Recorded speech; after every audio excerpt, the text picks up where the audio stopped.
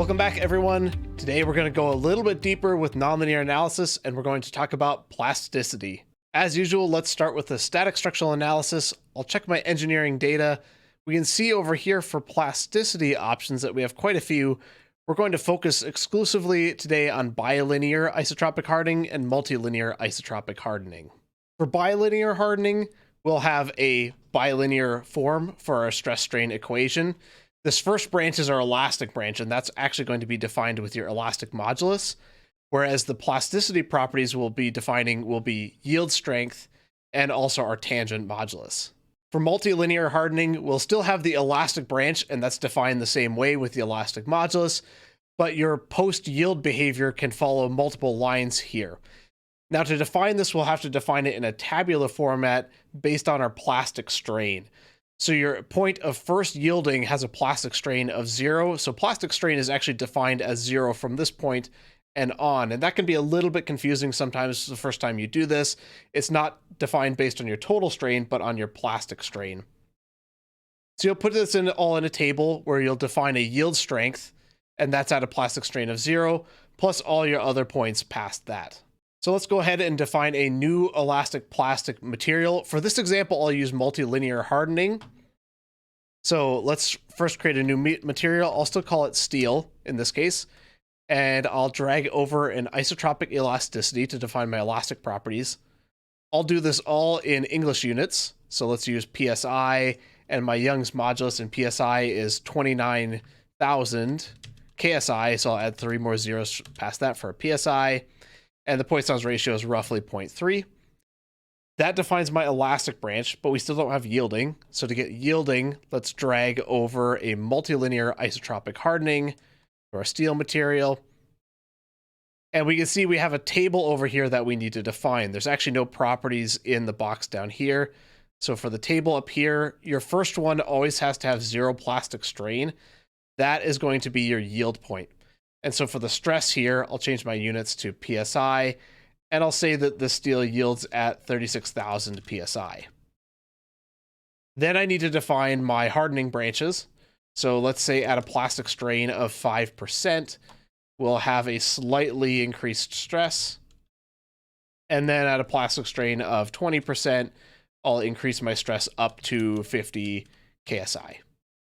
Our geometry for today will be this coupon. Units here are inches, so the entire problem will be in imperial units. Now, there's no actual necessity to do this entire system because it is symmetric. And I'll be pulling on these two ends in a tensile test. So instead of modeling this whole thing, I'm only going to model 1/4 of it. These two lines are the center lines of my system, and I'll be defining symmetry constraints along those two lines. So my geometry will only be this system right here. I've already sketched my shape here without the 1/4 inch fillet right there at the corner. We'll take care of that later. I've already changed my units also to English units, so this was done in inches. I'm going to pull this out. I'm going to say that it's about a 1/4 inch thick. So there I have my 3D shape. And to get the fillet there, you can actually click on the edge that you want to round and use the pull command to pull that out. And I can punch in 0.25 there as well so that I have the correct radius for this system. Now I'm going to do one more thing. I would like to define where this system is being gripped. And I'm going to assume that the grips that are pulling this thing apart are going to be gripping all the way about down to half of this length. So I'm going to have to partition these faces up to make sure that that surface can be assigned a boundary condition. So to do that, we're going to go to design. I'm going to split.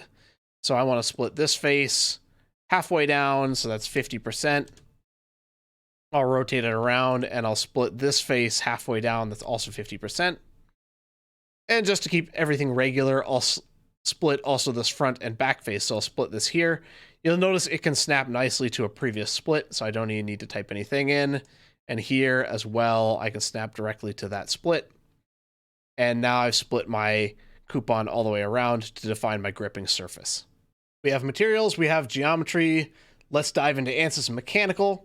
The first thing I need to do is define my symmetry constraints to model this 1/4 coupon into a full coupon. So to do that, you'll click on model here. And if you're in the model context menu, you'll see a note called symmetry here. So we'll click on symmetry. it adds a new tab right here to your tree diagram, and we can create a symmetry region. Now, to define the symmetry region, you'll define the mirror over which it's reflected. So we have one symmetry region along this edge, and I'll define that as my mirror. And you'll define your symmetry normal. And by default, that's x-axis, and that is, in fact, correct. So x is the normal that is being reflected across along this plane. Let's do another region down below. So I'll create a new symmetry region, rotate this down, click on the bottom, apply that. The only difference here is that my symmetry normal is now the y-axis. Now let's jump back up to the top. Let's change our material. So we'll go to geometry. We notice that we have one solid object and it's structural steel. That's the elastic material that was created automatically for me. So let's change that to my new steel material, which is plastic. Now we'll create a mesh. So I'll click on mesh. I'll change my method for this entire body to a multi-zone method, because it has several regular rectangular shapes that I would like to mesh in a rectangular regular pattern. I'll change my sizing, and we'll say the default size is 0.1 inches. That should be pretty reasonable without overtaxing my computer here. So I'll generate that mesh, and here's the resulting mesh. That should be pretty good, so we'll run with that. Next thing we need to do is define our loading conditions. In this case, I'm going to load it a little bit differently. Rather than modeling a force, I'm going to represent my loading as a displacement. So effectively, this will be a displacement controlled test where this coupon is gripped in a machine and pulled apart. So I need instead a displacement condition right here. And I'm going to assume it's gripped on these two faces. So that face, and hold shift and the opposite face there. I'll apply that. And I'm going to assume the grip is quite strong and frictional, so I'll have zero displacement in the X direction, zero displacement in the Y direction, and the Y component is being pulled up by 1/2 inch. Finally, let's get some analysis settings out of the way so that we can make sure we do our nonlinear analysis correctly. First, I'll turn on large deflection. We're displacing this 1/2 inch over a 3-inch coupon, so I know my strains are going to be very large. So we need that large deflection on to make sure that our nonlinear strain formulation is correct. And we'll also turn on some auto time stepping here. So I'll turn that on. Let's say we have 100 time steps to start, and a minimum of 100 and a maximum of 1000. And we'll see what that does for us. So let's go hit solve. All right, that's ready to go. If you want to see how your solution was progressing, you can click on solution information here, change solver output to forced convergence. And you can actually watch this fill in as it's going through analysis. Here I can see my convergence for each of the different iterations as it was progressing.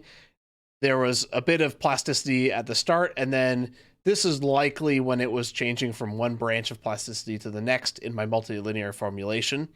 So I had a little bit of a hard time converging there, but it came right back down, and we can see that finished all the way up from time 0 to 1, so it looks good.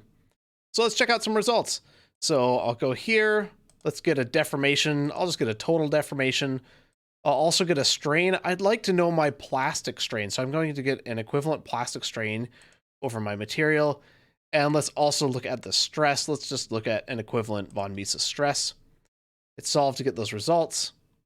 All right, and we can see that there's a lot of plasticity concentrated in this region. It peaks around almost up to 50 KSI for my stress. That was the maximum value for my multilinear hardening model.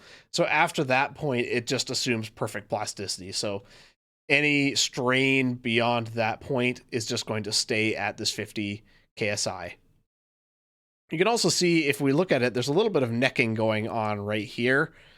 That will tend to happen, especially when you have plastic materials, that once one section tends to get thinner, that the stresses will be more concentrated in that section, and then it will continue to get thinner in that region. So you'll have this localization called necking. So we definitely see it here. Usually where it necks is a feature of your mesh. So exactly how your mesh is defined, and what element had the largest amount of stress and the largest amount of strain, just due to either computer rounding errors or due to the shape function.